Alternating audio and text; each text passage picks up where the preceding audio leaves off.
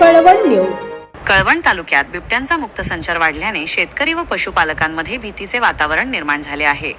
रवळजी येथे बिबट्याने गोठ्यात घुसून बकऱ्यांवर हल्ला चढवत 5 शेळ्यांचा फडशा पाडला असून 2 शेळ्या गंभीर जखमी झाल्या आहेत। यामुळे पशुपालक शेतकऱ्याचे मोठे आर्थिक नुकसान झाले आहे।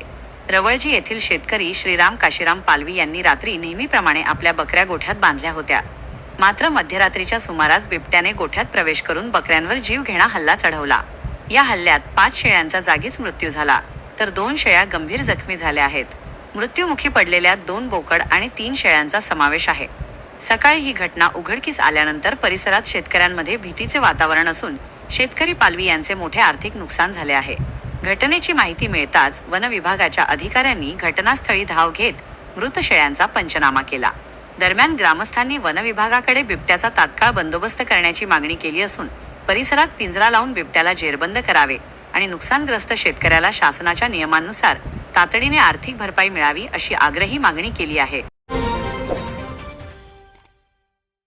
कळवण आणि परिसरातील ताज्या बातम्या आणि महत्त्वाच्या घडामोडी जाणून घेण्यासाठी कळवण न्यूज चॅनलला आजच सबस्क्राइब करा आणि बेल आयकॉन प्रेस करा।